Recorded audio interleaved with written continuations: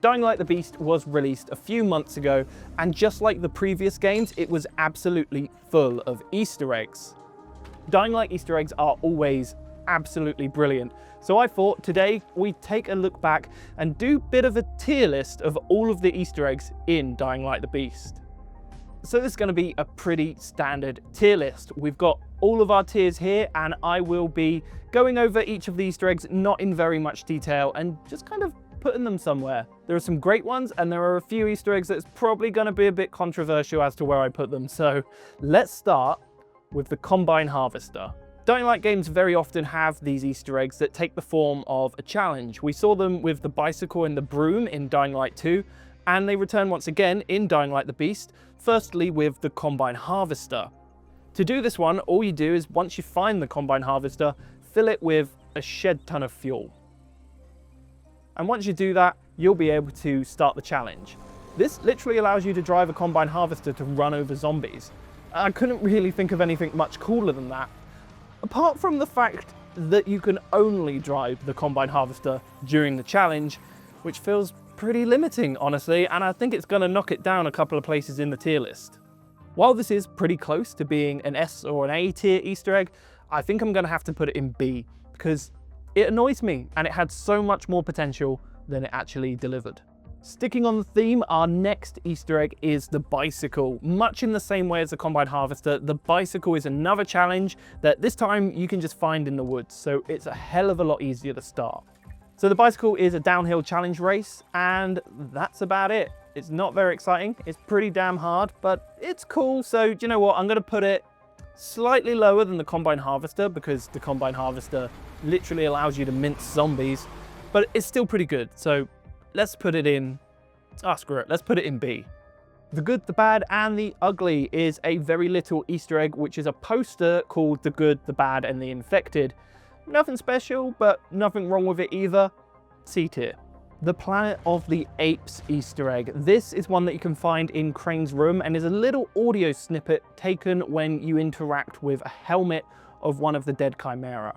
Till we meet again, you damn dirty beast. I actually quite like this Easter egg. I'm going to give it a B tier because I think it's slightly better than just a poster, but you know, it's not A tier.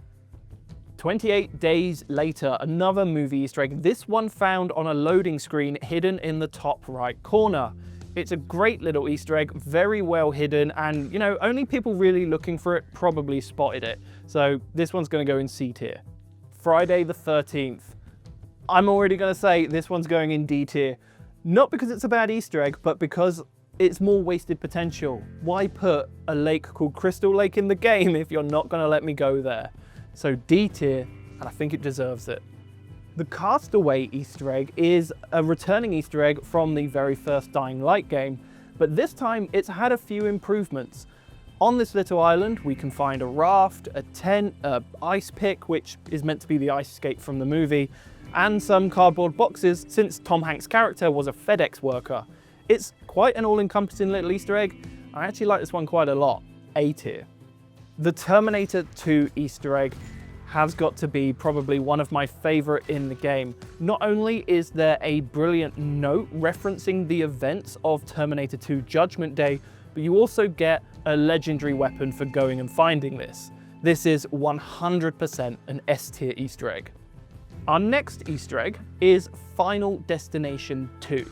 This one is found out on the highway and takes the form of a few cars that have been in a collision. I particularly like this Easter egg because it was one I actually managed to find myself before the community found first. So for that reason alone, it does bump up a little bit in the rankings, and I reckon I'm gonna put it at an A tier. Don't Open Dead Inside is a Walking Dead Easter egg that can be found in multiple places throughout Dying Light the Beast. This is a great little reference to a message seen in the very first episode of The Walking Dead, but I do think I'm going to bump it down a tier just because it's kind of everywhere. When these little Easter eggs are kind of more exclusive and you can find it in one place, it just feels a little bit more special. But this text is in at least 5 or 6 different places in the game, so, you know, it's not as unique for it. I'm going to put this one in a D tier. A complete surprise to me was the Trailer Park Boys Easter egg, not because it was in the game, but because how many of you guys at home absolutely loved it. I don't really have any kind of connection with the Trailer Park Boys, but I got so many comments about how incredible this Easter egg was. I don't have any choice but to put it in A tier. Some of Dying Like the Beast Easter eggs are pretty obscure, and this was one that I don't think I would have recognized, even though I am pretty familiar with the X-Files. Up on the top of one of the chimneys in the industrial zone, you can find Mulder's sunflower seeds. And this is a reference to Agent Mulder in the X-Files, who likes to snack on sunflower seeds. A detail that I completely didn't know, even though I have watched the X-Files. But it's nice to see that such a small detail made its way in the game somehow. This is actually an item that you can pick up, and it will act as a valuable and stay in your inventory. So it's pretty interesting as Easter eggs go. I'm gonna give this one a B tier. I'm gonna issue an apology to everyone right now. I've done it in multiple videos now, just because it winds everyone up. The Teenage Mutant Ninja Turtles Easter egg, which at the time I called the Teenage Mutant Hero Turtles Easter egg. Oh, that gets a lot of people commenting. It's pretty funny. If you don't know the story behind that, back in the UK when the Ninja Turtles first aired, they were called the Hero Turtles. Something about ninjas sounding too violent. Anyway, it's not that anymore. They are the Ninja Turtles, so I would say stop commenting, but I like it when you comment. The Easter egg in Dying Like the Beast, that's the Ninja Turtles Easter egg, is found in the sewers, where you can find a samurai sword alongside some pizza boxes and a wrap. It's a great little Easter egg. You actually get a weapon from it, so I think this is an easy A tier. I feel like when I was growing up, Lost was like a very popular TV show that I just completely ignored. And it shows up in a lot of games as Easter eggs, especially the numbers. And that is something that once again shows up in Dying Like the Beast. The numbers this time appear on some loading screens where they are lottery ticket numbers. So, you know, it's an interesting reference to a show that I've never seen before. I'm gonna give this one a C. We're getting into some of the really good stuff now, like the Leviathan Axe from God of War. I've been informed multiple times that this isn't necessarily a God of War Easter egg. The axe is called the Chapaga, I think that's how you pronounce it, and is actually a closer reference to Polish culture. I'm going to disagree slightly. I mean, absolutely, the name of the axe, definitely Polish culture, not denying that, but 100% this is a God of War Easter egg as well. You literally can throw the axe and it returns to you. Unless the Polish have invented returning axes, this is a God of War Easter egg, and I'm putting it in S tier because it's got multiple layers. Don't argue with me. This next Easter egg is probably one of my favorites in the game. It's nothing massive, it's not huge, but up on this silo, you can find a really brilliant little Half-Life Easter egg featuring the blueprint for a crowbar which references Half-Life, and even a Half-Life logo next to a valve on the floor. It's a really cool little Easter egg actually, with, you know, multiple parts going on, plus you get a weapon. Easy S tier. The Silent Hill 2 Easter egg. This one is interesting. So around the map, you can find this guy lying dead. If you flip him over, many people, including myself at the time, said this is James Sunderland from Silent Hill 2. I have a problem with that. I think it's just a dude. This guy can be found in multiple places throughout Dying Like the Beast, and I don't know if he really looks close enough to James Sunderland for me to be happy with that as the answer. I'm gonna give this one an E tier. An Easter egg that at the time I called the Brotato Easter egg is found on a chimney where you can find this little potato dude with a cigarette and a knife. Does this reference Brotato? No, probably not. Is it just a cool little thing that you can find? Yes, definitely. I don't really know where to put this. I reckon this has got to be a B tier Easter egg. I'm already going to say it, this next Easter egg is S tier just because that's the lore. The Skyrim arrow in the knee Easter egg returned once again in Dying Like the Beast, where you could find it nearby a Stonehenge. The skeleton in this little chamber will have an arrow in their knee, referencing, of course, the Skyrim meme. And yeah, it's an S tier. It will always be an S tier, just like the Dark Souls bonfire, even though this game doesn't actually have one of those. I just wanted to take a quick break from the tier list just to say thank you to everyone for watching, and thank you to everyone over 2025 who has engaged with the videos, subscribed to the channel, and just been around for the year. It's been a really good year for the channel, and I'm really hoping 2026 will be even better. So if you enjoyed this video, if you enjoy anything I do, then please subscribe and stick around for the new year. Oh, also, before we get back in, I realised I missed an Easter egg on this tier list, which was the Who Do You VooDoo Easter egg, which is found in a music studio. I actually really like this Easter egg. It's a callback to Dead Island, and it also appeared in Dying Light 2. So this one, for me, is an easy B tier. I've got a few little smaller Easter eggs that they're not going to rank very high, but they're in the game, so we'll include them. Like this poster for the Bozak Horde, which is a reference to DLC from the very first Dying Light. It's a nice little reference to the game franchise, so let's just put this one in C. On the same note, the Buckethead sticker is a reference to the Mother's Day quest from Dying Light. This same bucket also appeared in Dying Light 2 in the Crane Memorial Room. And now it's just a little bucket sticker. Because it's not as good as the Dying Light 2 version of this Easter egg, I'm going to put it in D tier. We're coming again with another S tier Easter egg because this is the Straus and Broda Machete. This is one of the legendary items and is this game's version of the Korek Machete from the original Dying Light. Just like the Korek Machete, you have to find this box on a rooftop and hit it however many times it takes. I think it took me like 78 times, and it takes a little while, but once you do, you'll get the Straus and Broda Machete and the blueprint. It's a brilliant weapon, really powerful, and makes musical notes every single time you use it. Like I said, it's an easy S tier. There's quite a lot of these Easter eggs that are returning from the first Dying Light game, just like the Volatile Hive jump scare, which is found in one of the tunnels.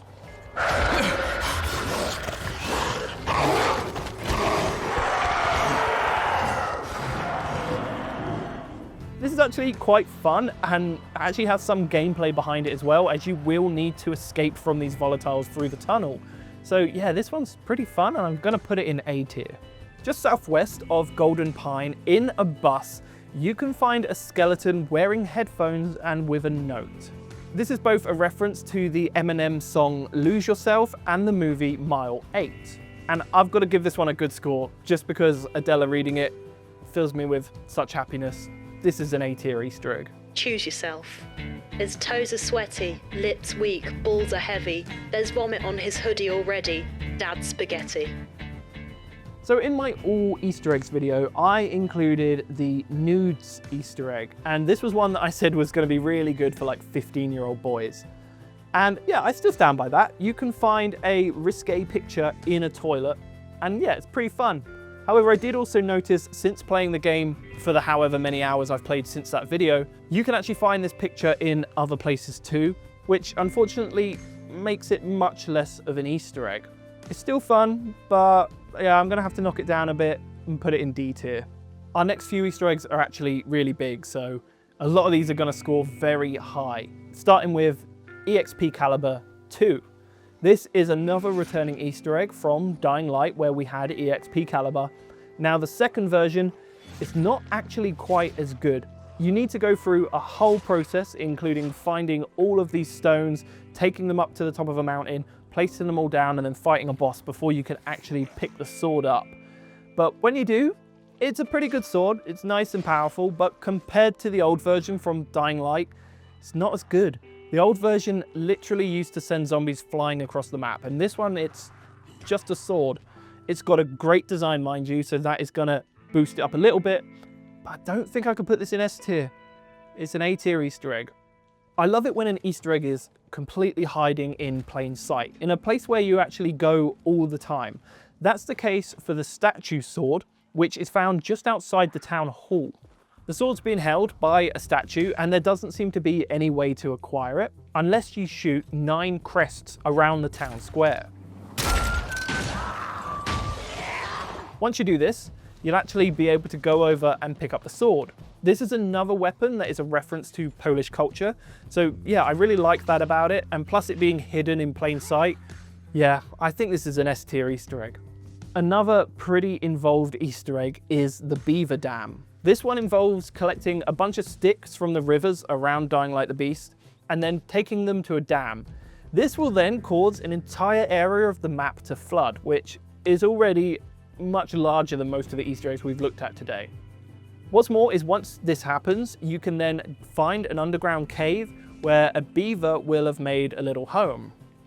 But this beaver is actually Boba the beaver, the mascot for Dying Light the Beast. Not only will you get to meet him here, but you'll also be able to get a secret legendary weapon, which is his stick. And this stick is pretty great because it has a 100% chance to knock down zombies. All of that comes together to make probably the best Easter egg in the game, so yeah, it's an easy S tier. I had a whole section in my all Easter eggs video, which you should go and watch, where I talk about all the quest names and the races. A lot of them are Easter eggs, mostly referencing rock music and movies. I'm not going to go through them all here. They're all pretty great. I'm going to put them all in C tier across the board. The Harry Potter Easter egg. This one is great and again part of a much larger Easter egg. So up on this train bridge, you can find a collapsed part of the tunnel. Written on this wall will be 9 3/4, a reference to platform 9 3/4 from the Harry Potter franchise. And just like that platform, you can walk straight through this brick wall. That's a great little Easter egg, and I reckon that deserves an A tier. That Easter egg also hides a bunch more Easter eggs, because through that little tunnel, you'll come across these blocks which look an awful lot like dirt blocks from Minecraft. And just like in Minecraft, if you hit them, they will break. So the next part of this Easter egg is basically digging through a whole bunch of these blocks, killing zombies along the way until you find either some treasure, which is down there, it's nothing great, or you find another door which leads to another Easter egg. But before we go to that one, the Minecraft blocks, let's put those in a B tier. So through that door then, we can find a golden train. I thought originally this was actually just a golden train, which is fun in its own right, but there is more to it, because this is actually referencing the Nazi gold train, which is a very popular historical legend from Poland. Basically, the story goes after World War II, the Nazis put all of their gold onto a train, and that train is hidden somewhere in Poland. So yeah, it looks like we found it in Dying Light the Beast. Because it's got history behind it, I'm gonna have to give this one an A tier. Finally, the last Easter egg in this room is the last hand of Glova. The last hand of Glova is a very special weapon that literally has you performing like Doctor Strange-esque magic to explode zombies. I mean, that alone is worthy of it being in A tier, but this is actually a continuation of an Easter egg that goes through every Dying Light game and is even included in the very first Dead Island game. So, like I've already said, this is definitely an S tier Easter egg. Up in the second floor of this house, we can find another legendary weapon. This one is the IGA. It's basically a tennis racket and another Polish cultural reference. It's actually a really good weapon as well, so I reckon this one belongs in B tier. An Easter egg that I haven't actually covered before when talking about Dying Light the Beast is the corpse found at the top of the bell tower. Up at the very top hangs a skeleton wearing a red dress. And on the right column are the numbers 1831. This is a reference to the Hunchback of Notre Dame, and the hanging lady is Esmeralda, and the numbers on the column beside her are the date of the book's completion. Quite a fun little Easter egg that I had no idea was there, and I saw it in one of my comments. I'll put this one in B tier as well. We're going to end with some of those unsolved mystery Easter eggs that I included in the main video. I don't think any of these have been solved in any meaningful way, so I'm kind of under the conclusion that they're not really anything at all. So let's start with the Book of the Dead, which can be found during a mission in a cupboard. This is an interesting item, especially considering you can pick it up, at which point it just disappears. The Book of the Dead is a very real thing. It's a collection of ancient Egyptian documents, but it's also seen in franchises like The Evil Dead and The Mummy. So this is actually a fairly good Easter egg on its own. It is disappointing it doesn't lead to anything further as of yet. So I'm going to put this one in a B tier. There's this weird bus over by one of the rivers that looks like there's some kind of Easter egg here. There's a body inside and there's flowers all over the bus. Like, I'm sure this is referencing something. I've basically come to the conclusion that this is a reference to Telltale's The Walking Dead. And out of all the possibilities that the community has kind of explored, I think this one makes the most sense. It's still kind of wishy-washy, not entirely convinced. And because of that, I'm going to put it in a D tier.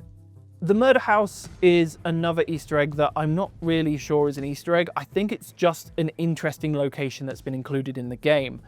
Basically, there's a strange shrine here, as well as a few murder victims that seem to have been killed with power tools. There was a lot of speculation about this being Dexter or Skyrim. I don't think any of them really fit, and that's kind of why I've come to the conclusion that this probably isn't an Easter egg, it's just an interesting location. I'm going to put it in E tier. Okay, our final Easter egg is the UFO Alien Chicken saga. This one's been going on since the game released, and it's had a lot of ups, a lot of downs, and yeah, I've got some thoughts about this one. Basically, in Dying Light 2, we met an alien chicken, and there was a whole quest around it once you completed the game, and it was probably one of the best Easter eggs in that game. In Dying Light the Beast, everyone was pretty convinced there would also be some kind of UFO or alien chicken Easter egg. There was definitely progress made, with people literally finding code for this Easter egg, and it took quite a while before Best Gamer Ali actually found the chicken inside the upper floor of the pig farm. Interacting with this small chick would then send it to your bedroom, where one of these chickens would then live from then on. Fantastic, that's the Easter egg, apart from nobody can recreate it, mainly because the pig farm isn't open for anybody else. One guy on Discord did manage to glitch under the map and get inside, and he did manage to get the chicken. And then we heard that the chicken would be attainable in New Game Plus. Fantastic. I played through New Game Plus. Where the hell is the chicken? What is going on with this Easter egg? This is the most infuriating shit I think I've ever tried to film, and for that reason, it is the one and only F tier Easter egg in this video. It doesn't even work half the time. I've no idea what's going on with it, and even when you do get it, it's just a chicken under a desk. What is this shit?